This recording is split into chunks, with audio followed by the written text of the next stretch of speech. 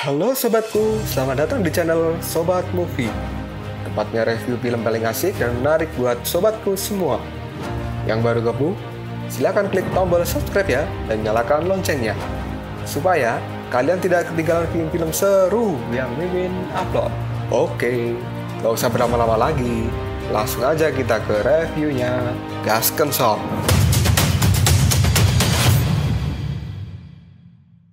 Hey, oke, sobatku terkeren, terkecil, terbaik, tersemuanya. Kita masih bersama Sobat Movie, channel alur cerita terasik sepanjang masa. Oke, Kita lanjut bahas chapter 13. Nggak usah cacicot banyak bacot, kita langsung masuk aja ke pembahasan. Raja Rahu kini datang untuk menemui Aoksue dan akan menanyakan sebenarnya apa tujuan Aoksue datang ke kerajaan Ashura. Kini sang raja terus berjalan dan semakin mendekat pada Aoksue. Aoksue pun terlihat diam saja dengan kedatangan Raja Rahu ini. Aoksue kemudian menatap tajam mata sang raja, begitu juga dengan Raja Rahu yang menatap tajam mata dari Aoksue. Dan mereka berdua pun kini sudah saling berhadapan satu sama lain. Tiba-tiba saja tubuh Raja Rahu menembus Aoksue. Dan hal ini membuat Aoksue merasa terkejut. Karena tiba-tiba saja tubuh dari Raja Rahu berubah menjadi asap. Dan ternyata yang menemui Aoksue ini bukanlah Raja Rahu, tapi ini adalah aura dari Raja Rahu yang datang untuk bertemu dengan Aoksue. Aoksue pun kini terlihat panik, dia mengeluarkan keringat di wajahnya dan Aoksue berkata dalam hatinya, aura membunuh ini sangat kuat. Padahal dari tadi Raja Rahu tidak pergi kemana-mana dan dia masih tetap menikmati minumannya di meja pribadinya. Aoksue yang merasakan aura dari Raja Rahu kini berkata dalam hatinya bahwa aura ini membuat semua orang merasa menggigil karena aura ini begitu mengerikan. Kemudian terlihatlah di lantai tempat Aoksue berdiri, di situ ada bekas-bekas dari aura Raja Rahu. Kemudian salah satu Asura berteriak, "Hoi, ingin menemui Raja Rahu? Tidak semudah itu." Melihat Raja Rahu yang tidak segera muncul, Aoksue pun kini berteriak, "Raja Asura, aku datang secara pribadi ke sini untuk berbicara denganmu. Keluarlah sekarang juga," kata Aoksue. Melihat sang ayah tidak kunjung berdiri, kini semua menatap sebenarnya apa yang dilakukan ayahnya ini. Kenapa ayahnya tidak segera menemui Raja Aoksue? Begitu juga dengan rakyat Asura yang merasa bingung karena Aoksue sudah berteriak-teriak di kerajaan Asura, tapi sang raja tetap tidak bergerak dari tempatnya. Aoksue yang sudah merasa jengkel karena Raja Rahu tidak muncul-muncul, dia akhirnya mengepalkan tangannya. Dan Aoksue kini berteriak lagi, "Apakah Anda mendengarku? Kenapa Anda tidak segera keluar? Raja Asura," kata Aoksue. Melihat Aoksue tidak sopan dan berteriak-teriak di kerajaan Asura, kini para rakyat Asura berkata, "Hei Raja Naga, raja kami tidak ingin bertemu denganmu. Pergilah dari sini," kata rakyat Asura itu. Lalu Aoksue pun berkata pada rakyat Asura itu, "Haha, sekelompok sampah, kalian tidak layak untuk berbicara dengan Raja Naga ini." Rakyat Asura yang merasa direndahkan oleh Aoksue karena sudah dianggap sampah, kini mereka berkata, "Hei Raja Naga, kau datang untuk mencari kematian ya? Kami tidak akan segan-segan untuk memakanmu." Mendengar kata-kata dari rakyat Asura itu, kini Aoksue tertawa dan dirinya lalu berkata, "Hahaha, ingin memakanku? Apakah kalian memiliki kemampuan itu?" Aoksue yang merasa kesal karena Raja Rahu tidak segera muncul, dia akhirnya mengacungkan jarinya dan berteriak lagi, "Hei Raja Rahu, aku ingin mengajukan permohonan banding di parlemen. Jadi datanglah jika Anda tidak takut mati dan berani melawanku." Dan tiba-tiba saja sang ratu keluar dari dalam ruangan dan menemui Aoksue. Ratu pun berkata, "Apa yang ingin kau keluhkan, Raja Naga?"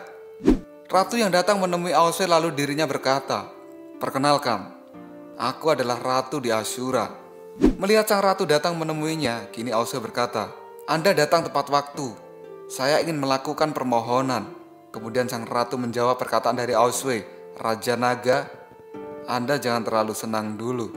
Lalu kini terlihatlah sebuah tungku telah dinyalakan apinya. Dan tungku itu adalah pertanda bahwa pertempuran di arena Ashura akan segera dimulai. Dan sekarang terlihatlah Aoksue sudah berada di tengah-tengah arena Ashura.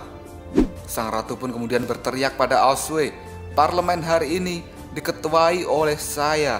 Pengadunya adalah Raja Naga Aoswe. Dan isi aduannya adalah untuk bertemu dengan Raja Ashura untuk melakukan diskusi pertempuran naga dengan dewa. Menurut isi aduannya, semua Ashura dapat mengemukakan pendapat yang berbeda-beda, kata sang ratu pada Aoswe. Dan kini Suma hanya melihat ibunya yang berkata seperti itu. Kemudian Raja Rahu dari tempat duduknya, dia hanya diam saja dan mendengarkan serta akan melihat hasil dari parlemen ini. Para rakyat Ashura itu kini berteriak dan menolak permohonan dari Aoswe karena menurut rakyat Ashura, para naga itu lemah dan mereka tidak akan membantu orang yang lemah. Kemudian Ashura-Ashura yang menolak ini, mereka meminta untuk bertarung dengan Aoswe sampai mati dan membunuh Aoswe kemudian meminum darahnya.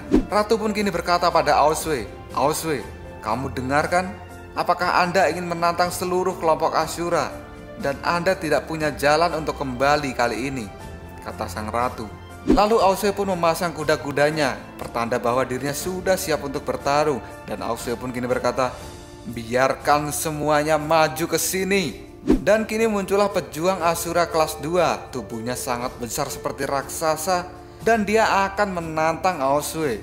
Pejuang Ashura itu pun kini mengamuk dan dia mengombang-ambingkan senjatanya dan memukul Aoswe, berharap Aoswe terkena pukulannya. Tapi dengan lincah, Aoswe kini melompat dan mengeluarkan petir dari tangannya untuk menyerang pejuang Ashura kelas 2 ini. Aoswe yang melompat dan mengeluarkan petir biru dari tangannya, dia berharap pejuang Ashura ini dapat lumpuh dan tidak bisa bergerak karena sengatan listrik dari Aoswe. Petir yang menyengat pejuang Ashura itu kini membuatnya tidak bisa bergerak. Lalu Aoswe berteriak, "Hei, bagaimana? Kamu tidak bisa menggerakkan tubuhmu kan? Bagaimana rasanya? Katakan," kata Aoswe. Dan pejuang Ashura itu pun tidak ingin menyerah. Dia masih tetap berusaha agar dirinya bisa bergerak kembali. Aoswe kini masih saja mengoceh, "Hai, apakah kamu tidak bisa bergerak? Sangat sulit ya untuk bergerak ya?" Dan tiba-tiba saja pejuang Ashura gendut itu pun dapat menggerakkan tubuhnya dan lalu menghantam Aoswe hingga terpental. Tak hanya itu saja, kini si gendut raksasa itu pun mengayunkan senjatanya pada Aoswe. Aoswe yang melompat lalu mengambil pedangnya dan menangkis serangan dari si gendut itu. Sambil bertarung dan menahan pukulan dari si gendut, kini Aoswe berkata, "Hei Ashura, kalian ini sudah bertarung melawan surga selama ratusan tahun. Kalian seharusnya tahu semua tindakan dari para dewa ini. Mereka selalu merasa benar, tapi mereka itu sangat arogan dan suka menantang yang lain." Sambil terus mengoceh di arena Ashura, kini Aoswe menghindari serangan-serangan dari si gendut ini. Lalu rakyat Ashura yang menonton pertarungan ini, mereka semua bersorak ingin Aoswe segera dibunuh. Aoswe pun kini terlihat hanya menghindar saja dan dia tidak melakukan serangan balik. Suma yang melihat pertarungan dari Aoswe ini, dirinya lalu berkata dalam hatinya, "Raja Aoswe memiliki banyak peluang untuk mengalahkan pejuang Ashura. Tapi kenapa dia tidak menyerang dan hanya bertahan saja?" Lalu Raja Rahu masih saja terlihat santai di kursi kebesarannya.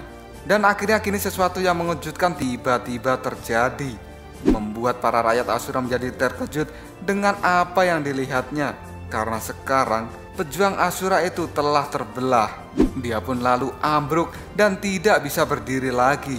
Aoswe yang sudah mengalahkan pejuang Ashura raksasa ini kemudian dia berkata, "Ini adalah waktu yang tepat. Mari kita bergabung untuk melawan surga dan memberi mereka pelajaran," teriak Aoswe. Melihat Ashura tidak segera bereaksi, lalu Aoswe berkata lagi, "Jangan terlalu banyak berpikir." Lalu sang ratu kini berkata pada rakyatnya, "Apakah ada tantangan lain?" Setelah ratu berkata begitu, kini dua pejuang Ashura maju sekaligus. Mereka pun menemui Aoswe dan berkata, "Jangan bangga, Anda tidak akan bisa bertahan lama di dalam pertarungan ini." Dan dengan santainya, Aoswe pun menjawab, "Hanya kalian berdua akan mengalahkanku." Kedua pejuang Ashura itu pun kini melompat dan mereka menendang serta mencakar tubuh dari Aoswe. Aoswe terkena serangan itu yang membuatnya harus terpental cukup jauh. Aoswe yang terpental, dirinya langsung berkata, Tidak buruk, kalian bisa memukulku saat ini. Akibat terkena pukulan dari dua pejuang Asura tadi, kini Aosue mengeluarkan darah di mulutnya. Dan Aosue pun berkata bahwa dirinya merasakan kesenangan dalam pertarungan kali ini. Suma yang dari tadi melihat pertempuran dari Aosue, dirinya langsung berkata, apakah pertempuran ini bukan untuk membujuk Raja Gila? Dan kini terlihatlah dua pejuang Asura tadi masih sangat gigih bertarung dengan Aosue. Aosue pun berteriak, rasakan ini! Lalu dia menendang wajah dari pejuang Asura tadi. Tidak hanya menendang, kini Aosue menggunakan pedangnya untuk memukul kedua pejuang Asura yang membuatnya kini terpental dan tidak mampu melawan Aosue.